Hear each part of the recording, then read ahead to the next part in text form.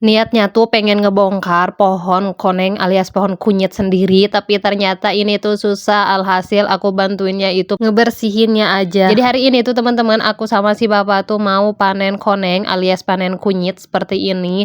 Ini tuh kebetulan udah siap dipanen dan ini juga pohonnya ataupun daunnya itu udah pada berguguran. Jadi ini tuh udah bener-bener siap banget buat dipanen. Nah seperti biasa ya, karena si adik di rumah itu nggak ada yang jagain juga. Ini tuh kebetulan deket juga dari rumah, ada di belakang ya, makanya ini si adik ikut juga panen guys. Nah ini setelah si bapak tadi udah beberapa pohon ya beres dibongkar ataupun ini tuh beres digarpu guys, tuh lanjut dikumpulin dan dibersihkan dari tanah-tanah yang ikut menempel. Kebetulan ini tuh kan sekarang musim kemarau, jadi ini tuh tanahnya pada ikut menempel guys, dan ini tuh harus dibersihkan ya. Ini juga dari akar-akarnya tuh sama harus dibersihin. Aku tuh bukan seorang petani tapi bisa panen-panen seperti ini ya karena bapak aku yang jadi seorang petani. Nah makanya aku tuh paling bantuinnya itu pas nanemnya, terus juga pas panen kayak gini. Apalagi pas panen kayak gini tuh bener-bener seneng banget ya.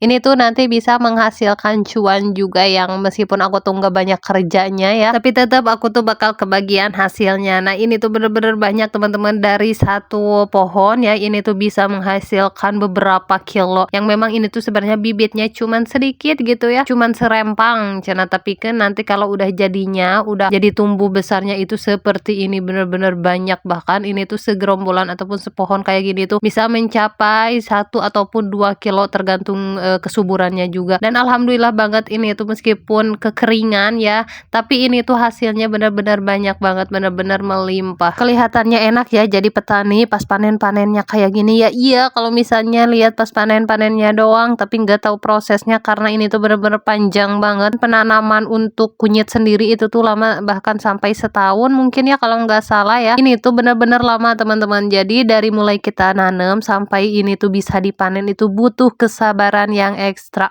Belum lagi kita tuh beli pupuk kalau misalnya emang mau kualitasnya lebih baik lagi dan lebih bagus lagi. Sampai-sampai ini aku ngebantuin si bapak buat panen-panen tuh tangan pada kuning-kuning kayak gini ya, namanya juga kunyit ya, udah pasti nempel. Dan aku tuh lupa nggak pakai sarung tangan karena aku penasaran lihat si bapak ini tuh bongkar pohonnya kayak gini itu mudah, makanya di sini aku mau cobain juga buat ngebongkar ini satu rimbun aja ataupun ini tuh satu pohon ya teman-teman. Nah di sini aku tuh pakai garpu dan ini tuh udah bener-bener maksimal mungkin, tapi ternyata ini tuh nggak bisa kecabut nih, sampai tenaga dalam aja aku keluarin tetep aja. Dan alhasil ini tuh kata si bapak, coba si bapak mau bantuin gitu ya buat narik juga ini pohon, tapi ternyata pas ditarik sama si bapak sama aku juga ini tuh bener-bener susah guys. Akhirnya aku menyerah juga dan alhasil ini tuh ya udah sama si bapak aja tuh. Kalau sama si bapak mah ini tuh bener-bener kelihatan gampang guys, tapi pas aku lakuin bener-bener susah, berat banget. Dan ternyata ini tuh banyak banget untuk satu pohon seperti ini loh.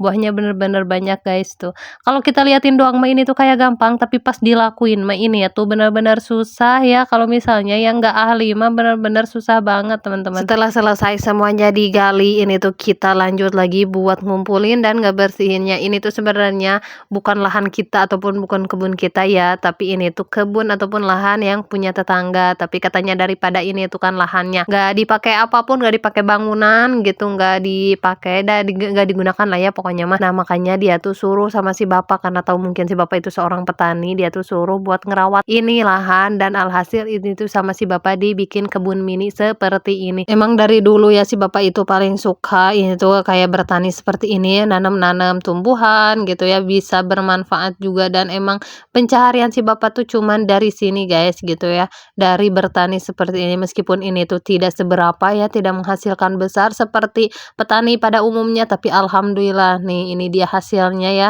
dari lahan sedikit seperti ini tapi bisa menghasilkan lumayan. Ini tuh adalah ya sekarung, karena ini juga sebenarnya masih banyak juga yang belum dibersihin sama si mama. Pokoknya seberapapun itu rezeki kita selalu disyukuri.